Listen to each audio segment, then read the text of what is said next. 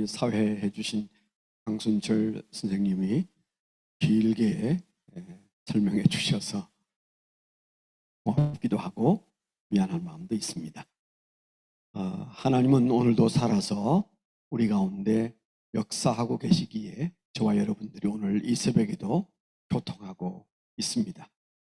오늘 제가 여러분과 만나게 된 게 벌써 한 4개월 전에 한번 여러분을 뵈었고요.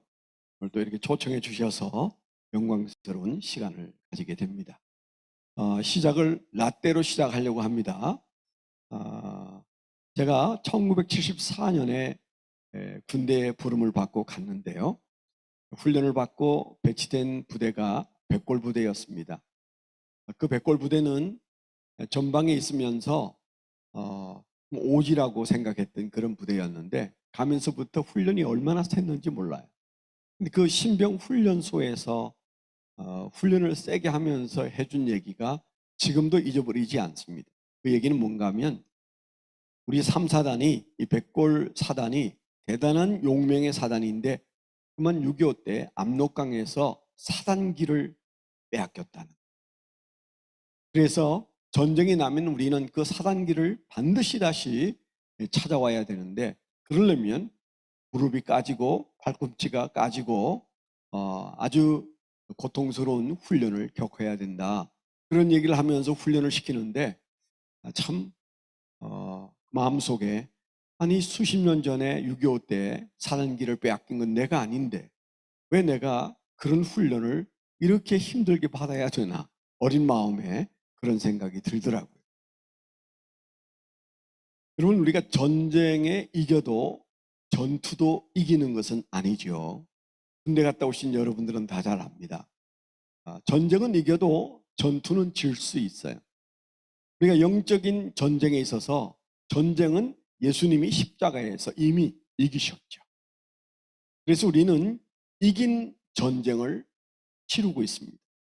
그렇다면 뭐 이긴다 만다 말할 게 뭐 있느냐 그렇게 볼 수 있어요. 그러나 오늘 제목처럼 이기는 사역자가 된다라는 말은 전쟁은 이겼어도 이긴 전쟁을 치르고 있으면서도 사실 우리가 전투에서 백마고지에서 그 백마고지를 탈환당한 일이 한두 번이 아니었던 것처럼 내가 싸우는 사역지에서 나는 이기고 있는가? 이건 별 문제라고요. 전쟁은 이겼습니다. 이긴 전쟁을 합니다. 우리는 그날 이긴 전쟁의 즐거움 속에 있을 것이나 문제는 나의 전투, 내 사역, 내가 지금 점하고 있는 이 영적 전쟁에서 내가 이기는가, 이기지 못하는가. 그건 정말 다른 문제예요. 전쟁에 이긴 우리가 전투에도 이겨야 하는데 코로나 때문에 좀 여러분 마음속에 위축되기도 하고 또 많은 사랑하는 우리 선교사님들이 세상을 떠나서 천국에 가시기도 하고 또 여전히 지금 이 순간에도 코로나와 씨름하면서 코로나와 그 전쟁을 치르는 분들이 많이 계시잖아요. 이럴 때 우리가 기억할 것은 환경이 어려울 때 전투에 이겨야 전쟁에 이긴 예수님과 함께 마음껏 즐거워할 수 있다. 그런 마음을 가지게 되는 거죠. 오늘 우리가 읽었던 말씀의 37절에 보니까 우리가 넉넉히 이기느니라 그렇게 말하고 있죠. 로마서 전체가 이김을 말하고 있습니다. 특별히 8장에서 우리가 가장 좋아하는 부분이 이 부분이 아닐까 그런 생각이 들어요. 넉넉히 이기느니라. 힘이 나죠. 오늘 우리가 그 이김에 대한 얘기를 잠깐 나누고 싶습니다. 이겨야 하는데 이긴 전쟁과 함께 우리는 치열한 전투를 벌이고 있는 선교사로서 이겨야 하는데 과연 우리는 이길 수 있을까? 작년에는 좀 밀렸지만 올해는 반드시 고지를 정복하고 이겨야 되는데 과연 어떻게 저 바울 사도가 말하는 넉넉히 이김이 내게 있을 수 있을까? 이런 고민이 다 있으시잖아요. 바로 오늘 말씀이 우리에게 큰 도전을 주시리라 그렇게 생각합니다. 근데 저는 로마서에서 여러 곳에서 우리가 늘 은혜를 받지만 특별히 1장에서 은혜를 크게 받은 날이 있었어요. 제가 1975년에 큰 은혜를 받고 로마서를 사랑했는데 그때 군대에 있을 때 열심히 성경을 읽는데 주로 로마서를 하루에 한 번 이상씩 읽었습니다. 그런데 그때는 느끼지 못했던 것을 2014년 어느 날 충격적으로 마음속에 은혜를 받아서 눈물을 흘린 적이 있어요. 저희 교회가 옛날에 멘토링 세미나를 저희 교단의 선교사님들을 지부별로 섬기느라고 필리핀에서 시작해서 전 세계를 한 바퀴 돌아서 케냐에서 마쳤습니다. 근데 2014년은 도미니카 공화국에서 남아메리카에 있는 모든 선교사님들을 저희가 다 초청해서 아주 좋은 그 리조트에서, 아주 환상적인 바닷가 리조트에서 좋은 음식을 먹으면서, 또 우리 교인 중에 한의사도 가시고, 그래서 한 20몇 명이 함께 가서 참 좋은 그런 멘토링 세미나를 했어요.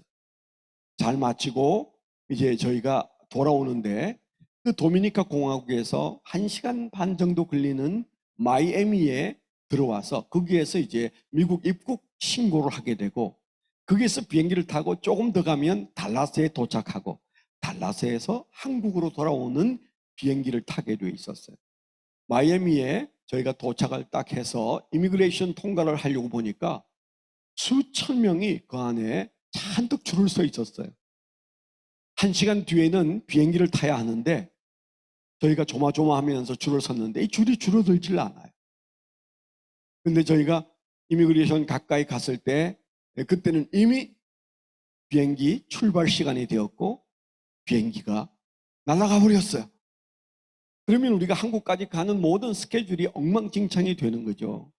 책임자인 저는 마음에 굉장한 부담을 가지고 이 어떻게 하면 좋으냐, 그런 마음을 가지고 저희가 이제 공항 안으로 들어갔는데, 불사 벌써 비행기는 떠난 지 오래고, 그리고 제가 가서 물었을 때 그 직원은 아주 아무 생각 없는 듯 그 비행기는 떠났고 다음 비행기는 24시간 뒤에나 있습니다, 그러는 거예요. 아니 무슨 마이애미에서 달라스에 가는 비행기가 24시간씩 기다립니까? 이거 어떻게 해줘야 되지 않느냐 그랬더니 정말 냉정하대요. 방법이 없대요. 꼭 방법이 생길지도 모르니까 한 번씩 문의를 해달라. 그 대신에 저기에 가면 그 들고 다니는 침대가 있는데 그것을 하나씩 들고 담요 한 장에 그거 하나 들고 4층에 올라가서 4층에서 24시간을 대기하고 있어라. 그래서 저희가 4층으로 올라왔는데 얼마나 이 책임자인 목사의 마음에 혼란스럽고 어려웠는지, 그래서 그날 이제 그쪽에서 밤을 자고 그 다음 날이 주일이었어요. 주일 아침에 저희가 조그만한 공간을 빌려서 복도 같은 공간인데 거기에 둘러앉아서 저희가 예배를 드리게 됐는데, 예배 드리기 30분 전에 하나님께서 제게 다른 말씀을 주셨어요. 제가 준비했던 말씀이 아닌 다른 말씀을 하도록 마음에 격동하는 은혜를 주셨어요. 근데 그 말씀은 제가 한 번도 설교를 해본 적이 없는 말씀입니다. 아마 제가 지금까지 설교를 한 2만 번 이상 했을 텐데 그 본문을 가지고 설교를 해본 기억이 없는 본문을 주셨어요. 왜 이 본문을 가지고 설교하도록 마음에 부담을 주실까? 그러면서 그 말씀을 찬찬히 읽는 가운데 눈에서 눈물이 나왔어요. 그래서 주셨구나. 내가 생각지도 않았고 이걸 설교해야지 그런 마음도 없었던 다른 본문이었었는데 이 본문을 주신 이유가 바로 한 장면이었어요. 길이 막혔도다. 그런 말씀이 1장에 나와요. 제가 한번 읽어드릴까요? 13절에 형제들아 내가 여러 번 너희에게 가고자 한 것을 너희가 모르기를 원하지 아니하노니 이는 너희 중에서도 다른 이방인 중에서와 같이 열매를 맺게 하려 함이로되 지금까지 길이 막혔도다. 그런 본문이 뭘 그렇게 대단한 본문이에요. 그런데 그날 주님은 제게 그 본문으로 설교하게 하셨고 설교하기 전에 제가 그 본문을 묵상하는 가운데 눈물이 나더라. 이유는 간단합니다.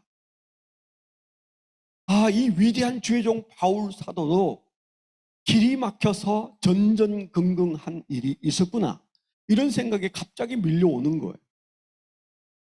인생에 길이 막혀서 정말 살아오면서 한숨을 쉴 때가 많았고 잠 못 잘 때가 많았는데, 아니 주의 종 바울 사도가, 죽은 자도 일으키는 바울 사도가 고린도에서 불과 얼마 걸리지 않는 로마까지 가는 길이 막혀서 내가 여러 번 가려고 했는데 못 갔다. 그래서 이 편지를 쓴다고 그렇게 되어져 있는 내용이 얼마나 은혜가 되는지 몰라요? 나만 길이 막힌 게 아니었구나. 저 능력의 종도 길이 막힌 때가 있었구나. 그리고 생각해 보니까 바울 사도도 다윗도 아브라함도 길이 막힌 때가 아주 많았을 거라는 생각이 들었어요. 여러분 어떠세요? 살아오시면서 길이 보이지 않을 때가 없으셨어요? 아마 저보다 더 많았을 겁니다. 아니 지금도 길이 보이지 않는다. 도대체 어떻게 뚫고 나가야 되냐? 문을 여니까 절벽이고 열어보려고 하니까 콘크리트 철벽이고 도대체 어디로 가야 길이 나오는 거냐? 그런 고민 때문에 마음이 시끄러운 분들이 이 새벽에 계시다면 오늘 이 말씀이 하나님의 주시는 아주 선명한 2022년을 뚫고 나갈 기가 막힌 하나님의 은혜의 말씀으로 받아들이시면 좋겠어요. 길이 막혔어요. 여러분 어떻게 그 길을 뚫어가십니까? 근데 바울 사도는 로마서 8장에서 넉넉히 이긴다고 말하죠. 이 사랑에서 죽음도 끊을 수 없다 그렇게 말하죠. 도대체 무엇이 그로 하여금 그런 놀라운 간증과 선포를 하게 했을까요? 그도 신앙적 나그네로 살았고 아브라함도 신앙적 나그네로 살았고 선교사인 여러분도 지금 영적인 나그네의 걸음을 걷습니다. 로마서 8장을 좀 들여다보면 로마서 8장에 어떻게 넉넉히 이기는지를 세 가지로 말하고 있어요. 하나는 은혜로 이기고 다른 하나는 영광으로 이기고 세 번째는 능력으로 이긴다 그렇게 말할 수 있어요.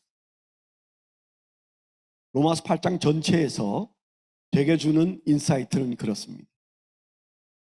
어떻게 이기느냐? 선교사가 어떻게 이기는 사역자로 살 수 있느냐? 길이 막혔던 바울 사도가 넉넉히 이긴다고 설파하는 로마서 8장의 핵심 단어가 세 개다. 저는 그렇게 생각하고 싶어요. 첫째는 은혜, 두 번째는 영광, 세 번째는 능력. 오늘 좀 이 세 가지를 마음에 좀 두시면 왜 저 목사를 통해서 하나님이 내게 이 말씀을 하시는지 여러분 내게 주시는 말씀으로 깨닫게 되지 않을까 그렇게 생각이 됩니다. 그러면 무슨 근거로 무엇을 저렇게 말하는가? 제가 이제 간단하게 말씀을 드릴게요. 시간이 많지 않기 때문에 제가 시간을 잘 안배해서 이렇게 하기는 좀 어려운데 첫 번째 드리고 싶은 말씀이에요. 사역자는 어떻게 날마다의 전투에서 이길 수 있는가? 목회자는 어떻게 이김을 유지할 수 있는가? 어제는 좀 우리가 밀렸어도 오늘 넉넉히 영적인 고지를 정복하는 방법이 도대체 무엇인가? 첫 번째는요, 은혜라고 말씀을 드렸죠. 잘 아는 얘기예요. 누구든 목회자는 은혜로 삽니다. 그런데 여러분 늘 겪어보지만은 내 안에 뜨거운 하나님의 은혜가 들어오면 문제는 그 순간부터 문제가 아니에요. 되게도 그랬습니다. 지나온 세월을 보면 어두울 때가 많고 힘들었던 때가 많았지만은 어느 날 새벽에 저 예레미야가 말하는 것처럼 하나님의 긍휼이 깨달아지는 은혜가 들어오면 아무것도 아니에요. 넉넉히 지을 수 있었어요. 여러분 그렇지 않으세요? 문제는 그런 은혜가 어떻게 내게 올 수 있느냐는 겁니다. 언제 그 은혜가 내게 오느냐는 겁니다.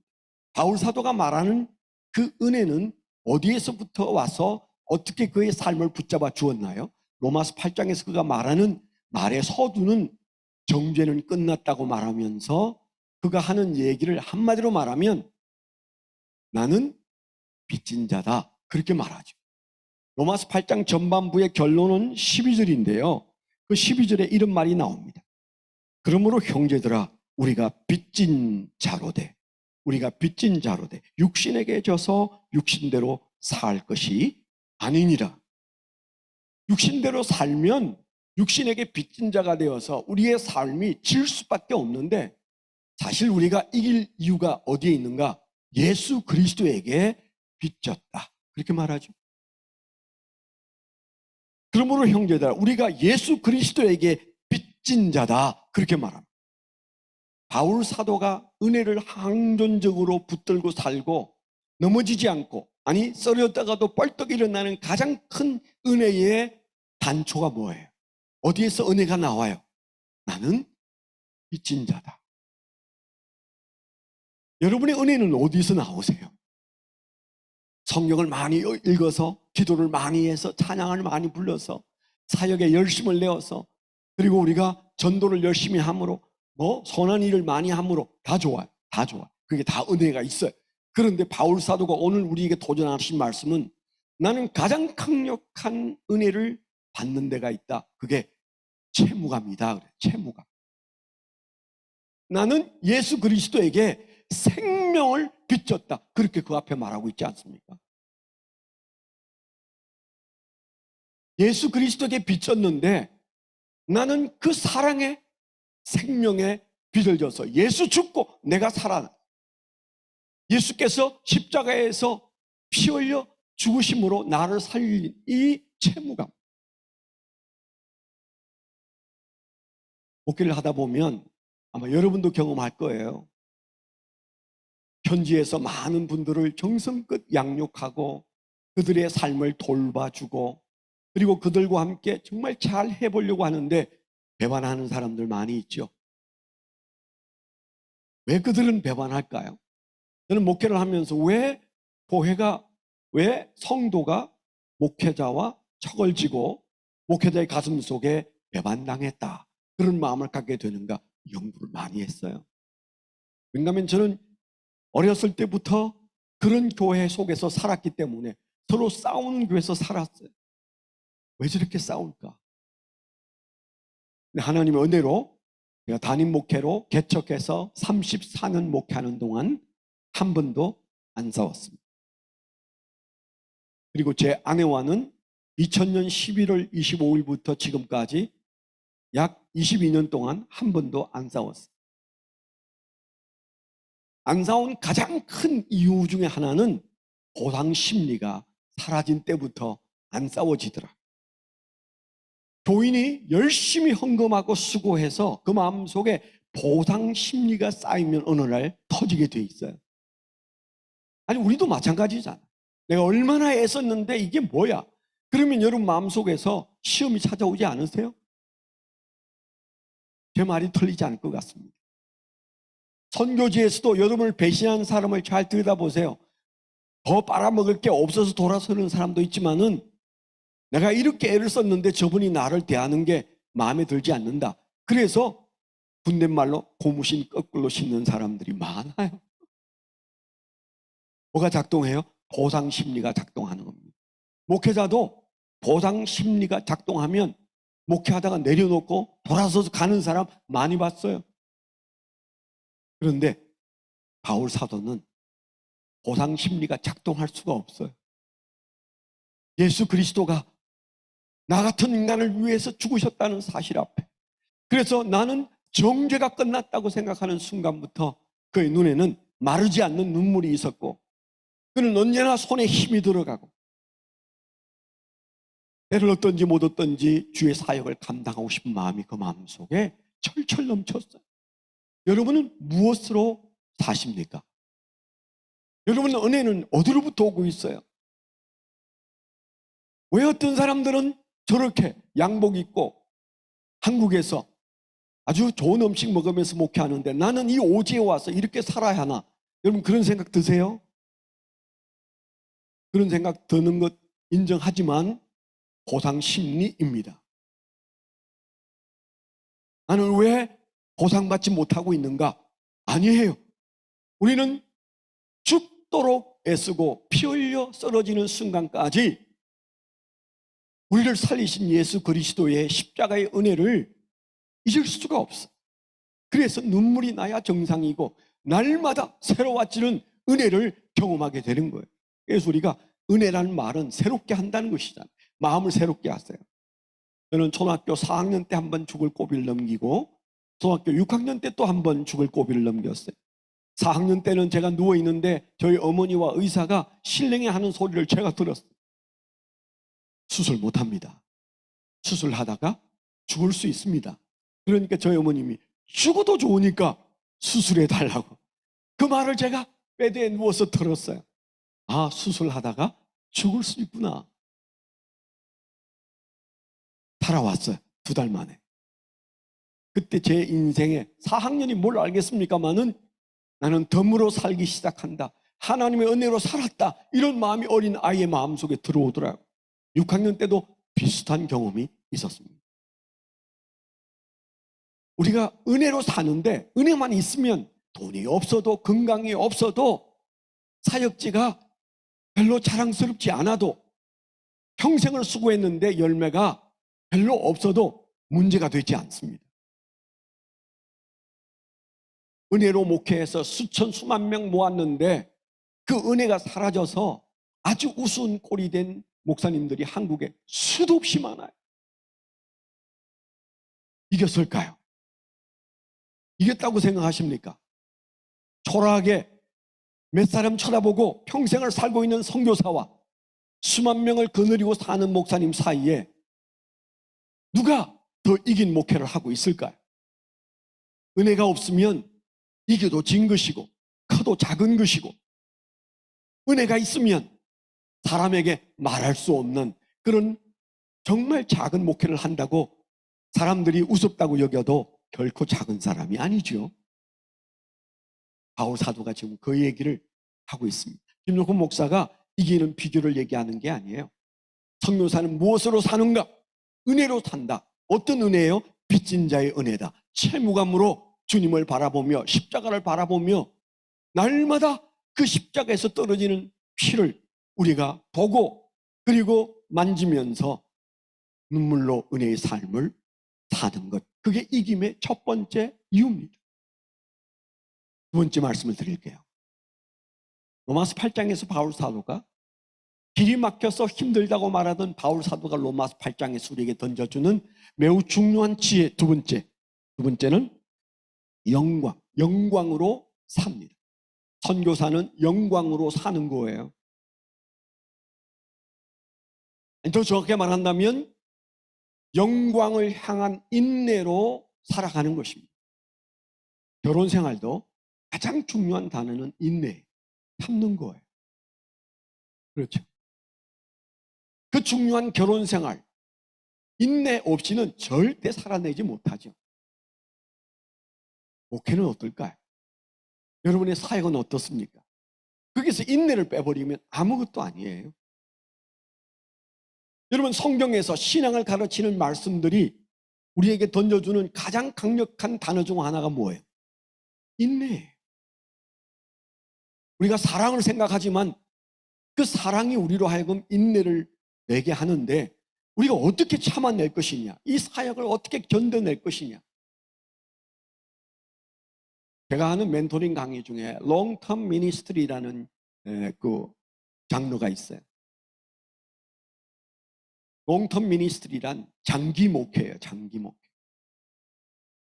하나님은 무엇이든 길게 가져가시는 분이에요. 잘 보면 길게 가는 것이 큰 것이에요. 근데 우리가 길게 가져간다는 것은 인내 없이는 불가능하잖아요. 어떻게 여러분의 신앙을 길게 가져갈 수 있을까요? 어떻게 여러분의 사역을 길게 가져갈 수 있을까요? 그래서 로마서 8장에는 그 인내에 관한 얘기를 계속 하고 있습니다. 제가 한 줄만 읽어볼까요? 8장에 보면 이런 말씀이 나옵니다. 25절에 24절에 우리가 소망으로 구원을 얻었음에 보이는 소망이 소망이 아니니 오는 것을 누가 바라리? 만일 우리가 보지 못하는 것을 바라면 참음으로 기다릴지니라 그랬어요. 만일 우리가 보지 못하는 것을 바란다면 참음, 인내로 기다릴지니라고. 바울 사도가 우리에게 주는 두 가지 중요한 화두는, 두 번째 화두는 우리가 참아야 되는데, 이 사역은 첫째도 인내고 둘째도 인내고 셋째도 인내입니다. 근데 참아지든가요.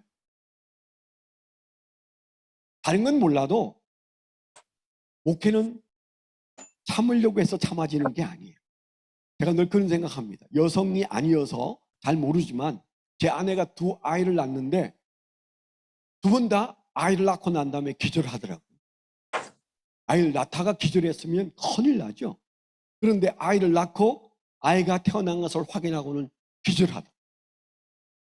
그런데 여러분, 아이를 낳는 인내, 그건 참음으로 가능할지 몰라요.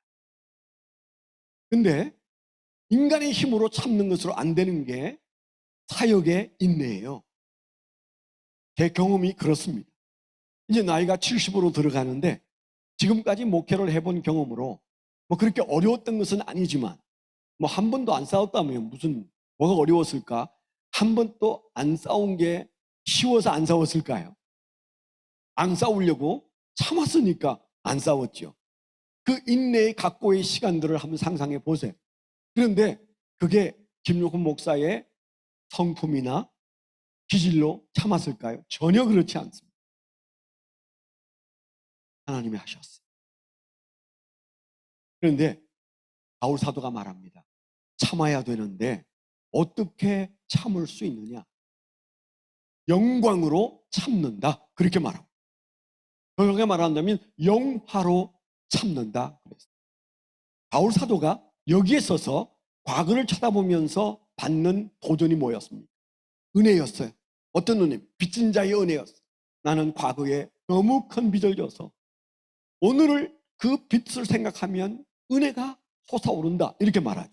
그리고 다시 로마서 8장에서 그가 하는 말이 12절 이후에는 뭐라고 말하냐면, 그런데 우리가 과거를 생각하면 빚진 자의 심정으로 은혜를 생각하지만 미래를 생각하면 장차 우리에게 올 영화가 있다. 영광이 있다.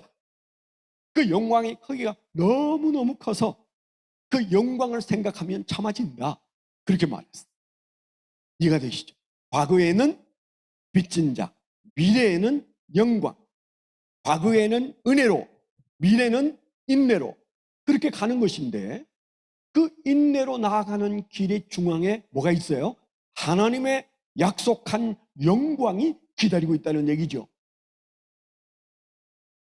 현재의 고난은 장차 우리에게 나타날 영광과 좋게 비교할 수 없도다. 로마서 8장 18절 못 외우는 분이 어디 계세요? 다 외우잖아요.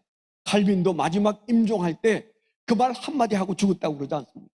현재의 고난은 아마 그의 삶이 고통스러웠을 겁니다. 잘 참았을 거예요. 그리고 하는 말이, 현재의 고난은 장차 우리에게 나타날 영광과 좋게 비교할 수 없다. 그렇게 말했어요. 기가 막힌 얘기잖아. 근데 그 앞에 뭐라고 말합니까? 예수 그리스도로 말미암아 그가 죽고 내가 살았는 은혜 속에 사는 우리는 하나님의 양자가 되어 예수님과 함께 상속자가 되었다는 사실을 기억하라. 그렇게 말하고 있어요. 뭐가 됐다고요? 상속자. 너는 상속자야. 하나님의 영광을 마음껏 누릴 상속자야. 그런데 지금은 신분만 상속자 아니고 지금은 고난이 너에게 있어. 상속자이기 때문에 겪는 고난이 있어. 선교사이기 때문에 겪는 고난이 있어. 목회자이기 때문에 겪는 고난이 있어. 하나님의 자녀이면 반드시 그 고난은 짊어지고 가야 돼. 왠가 하면 상속자이니까. 그렇게 말하죠. 보이십니까? 내가 상속자인 것과 그리고 어느 날 내가 상속을 누릴 것이 여러분 눈에 선명히 보이십니까? 그러면 참아집니다. 그런데 그게 분명하지 않으면 현재의 고난을 어떤 잣대로 여러분들이 가늠하시겠어요? 그만하자. 그만해도 될 것 같아. 너무 힘들어. 여러분, 자살하는 사람은 왜 자살합니까? 100% 희망이 보이지 않아서 자살합니다. 앞이 보이지 않아서 자살합니다. 선교사가 왜 선교를 내려놓아요? 힘들어서? 아닙니다. 목회자가 왜 목회를 내려놓아요? 힘들어서 그럴까요? 아니에요. 1994년 침례교 텍사스 주 총회에서 야단이 났어요. 170명의 목회자가 목회를 간두었어요. 한 해. 상상해 보세요. 주 총회에 170명의 침례교 목회자가 보따리를 싸버렸어요. 설베이를 했어요. 그 설베이 결과가 뭔가면 5가지가 부족해서 목회를 더 이상 못하더라. 그런 결론을 내렸어요. 제가 그 보고서를 읽고 제 마음속에 아닐세, 부족한 게 문제가 아니에요. 누구든 다 부족한데 이 부족을 어떻게 메꿀까? 내가 어떻게 이 부족을 뚫고 나갈 수 있을까? 앞이 보이지 않아서 간두는 겁니다. 여러분 어떠세요? 앞이 보이지 않을 때 지금의 무게가 천근 무게로 느껴지게 돼 있어요. 그게 가정이든 자식 교육이든 경제 문제든 목회든 모든 것은 그 무게감은 앞이 보이느냐 보이지 않느냐에 달려있는 것이지 현재의 무게가 무거워서 못 견디는 것 아닙니다. 주님은 그런 거 주신 적이 없어요. 감당할 시험밖에는 주시지 않았습니다.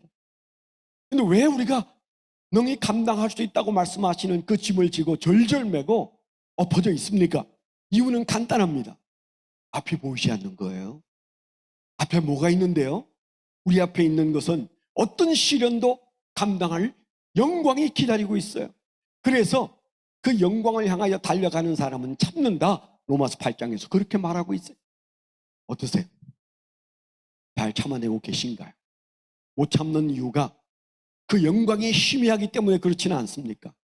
아직은 내가 도달하지 못했지만 아시고 택하시고 부르시고 의롭다 하시고 영화롭게 하셨다는 말씀 기억하시죠? 로마서 8장에 하나님이 나를 아시고 택하시고 부르시고 의롭다 하시고 영화롭게 하셨는데 뭐가 문제예요?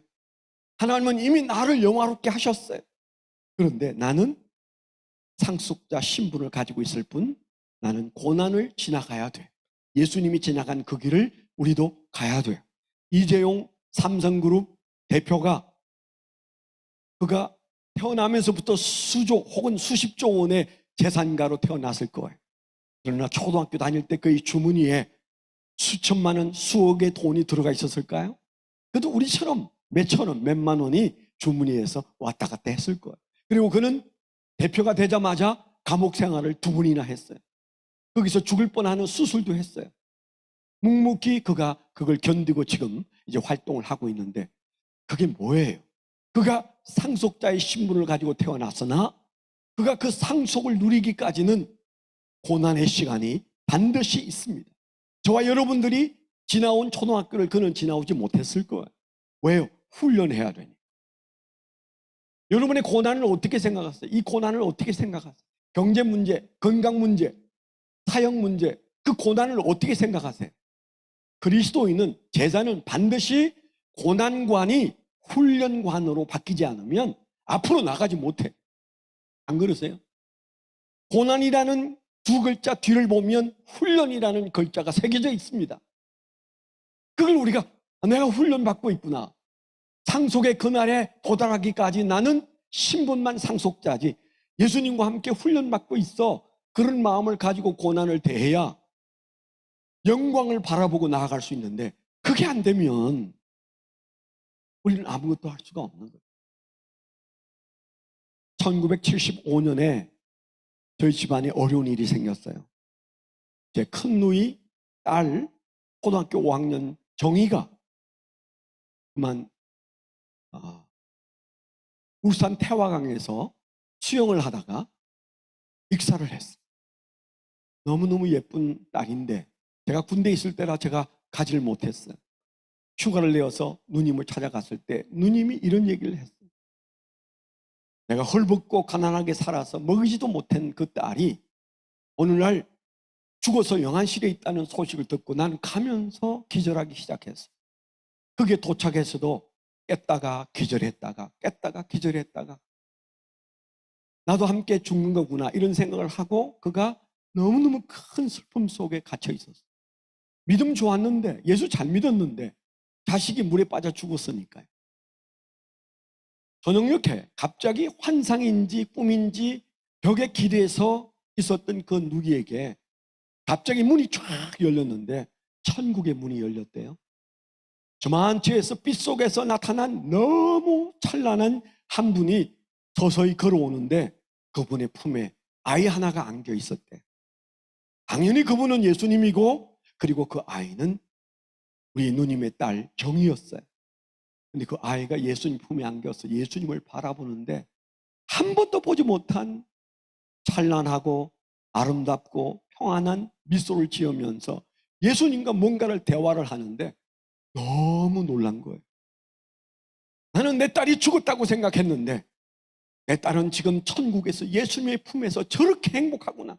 나는 누더기를 입혔는데 내 딸은 찬란한 옷을 입고 예수님의 품에 안겨 있구나. 그 사실을 발견하고 진정이 된 다음에 눈에서 눈물을 닦고 그리고 웃음기 어린 얼굴로 사람들에게 교인들에게 서빙을 시작하니까 사람들이 너무 어색해하고 미쳤나 그렇게 생각하는 것 같았대.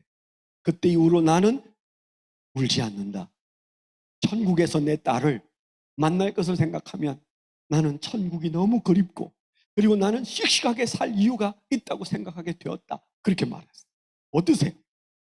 제 누이의 마음속에 천국이 들어오니까 영광이 들어오니까 오늘의 자식 잃은 슬픔은 웃음으로 바뀔 수 있었다고 말하는 그 그냥 평신도의 말이 지나가는 말로 들리십니까? 영광이 인내하게 하고 인내하면 이깁니다. 세 번째 우리가 함께 생각할 말씀이 있어요. 세 번째는 우리가 생각할 세 번째 중요한 얘기는 선교사는 무엇으로 사는가? 어떻게 이기는 사역자가 될 수 있겠는가? 능력으로.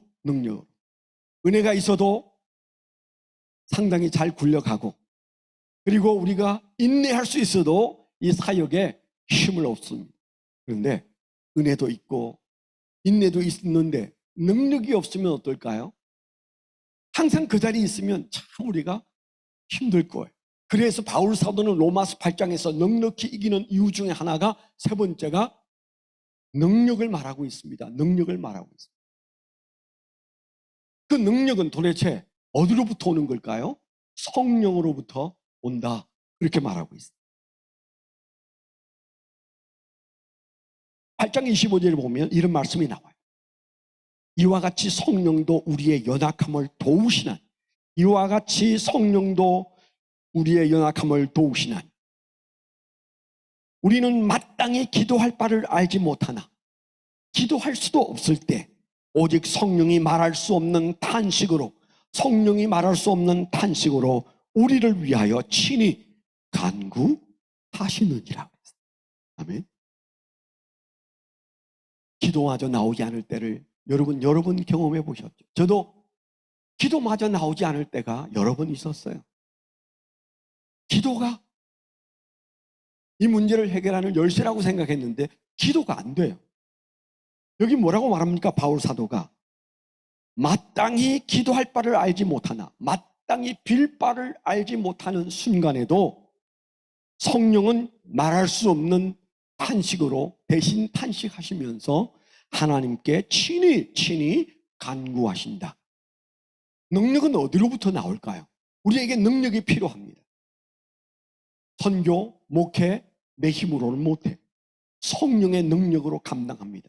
그런데 그 성령의 능력이 우리에게서 발휘되기 위해서는 우리가 성령과 함께 걸어야 하고 성령께 도움을 요청해야 되고 성령이 나를 위하여 탄식하고 계시며 합력하여 선을 이루기 위하여 사역하고 계심을 굳게 믿어야 돼요.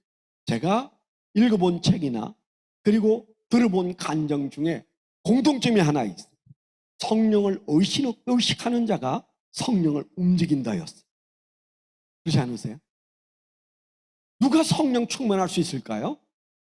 가장 중요한 첫 단추는 성령을 의식하는 겁니다. 나는 아무것도 하지 않는데 나는 금식도 안 하고 기도도 안 하는데 성령이 역사하시는 경우는 극히 없어요. 그때까지 기다리면 우리가 천국 갈 때 능력 없는 은혜와 그리고 기다림만 있고 능력 없는 사역을 할지 몰라요. 그리고도 우리가 넉넉히 이긴다고 말하기는 어려울 거예요. 그렇다면 우리가 늘 외치면서도 놓치고 있는 것, 내 사역에서 나는 성령을 의식하고 있는가? 내 삶에서 성령이 의식되고 있는가? 앤드류 보나라는 19세기 걸출한 주의 종, 그분이 조지 스위팅의 글에 이런 내용의 글이 있었어요. 청년 때 그가 신앙이 자꾸 주저앉는 것 때문에 괴로워하다가 하나님 앞에 기도했더니 하나님께서 너는 많은 삶의 원칙은 세워놓으면서도 영적인 원칙이 부실하다 그랬어요. 너무 놀랐어요. 생각해 보니까 영적인 원칙이 그냥 주일날 교회 가고 생각날 때 성경 읽고 잠잘 때 기도하고 그런 거였어요. 그래서 그가 하나님 원칙을 세웠습니다. 그리고 그가 그 원칙을 세우고 그 원칙을 따랐던 게 나오는데 무릎을 꿇기 전에는 어떤 일도 하지 않겠다. 성경을 읽기 전에는 어떤 글도 읽지 않겠다. 주님과 대화하기 전에는 누구하고도 말하지 않겠다. 세 가지 원칙을 세웠어요. 제 인생에 가장 아프고 힘들고 그래서 늘 힘이 딸린다고 생각했던 때 20대 후반에 조지 스위팅의 글에서 이 부분을 읽고 제 마음에 얼마나 은혜를 받았는지 몰라요. 그 순간부터 지금까지 저는 내가 성령을 의식하고 하나님을 의식하고 예수님을 의식하는 가장 확실한 방법은 바로 그 앤드류 보나가 만들었던 삶의 신앙적 원칙을 내 것으로 만들어야 되겠다. 무릎을 꿇기 전에는 어떤 일도 하지 않겠다. 성경을 읽기 전에는 어떤 글도 읽지 않겠다. 주님과 대화하기 전에는 누구하고도 말하지 않겠다. 그걸 저도 지키려고 노력하고 있습니다. 그리고 결론은 주님께서 함께 하심을 순간순간 맛보면서 살아왔습니다. 사랑하는 선교사님 여러분, 능력이 없으면 이길 수가 없어요. 가슴만 뜨거워서는 이길 수가 없어요. 이를 악물고 참는 것만으로도 충분하지가 않아요. 성령의 능력이 우리 안에 일어나야만 됩니다. 은혜가 있어야 헌신이 가능하고 영광을 믿어야 버틸 수 있고 능력이 있어야 이긴다는 사실. 너무 간단하고 단순한 얘기인데 로마서 8장에서 분명히 말하고 있죠.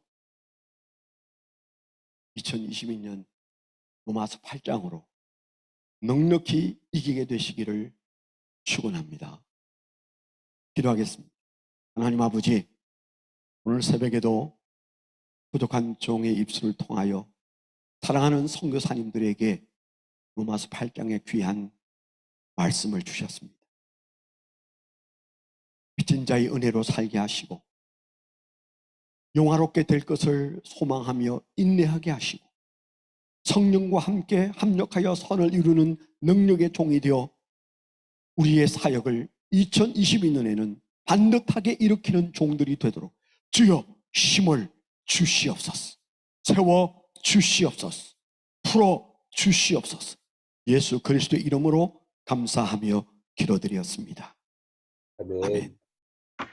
네, 귀한 말씀 감사합니다. 지금은 세계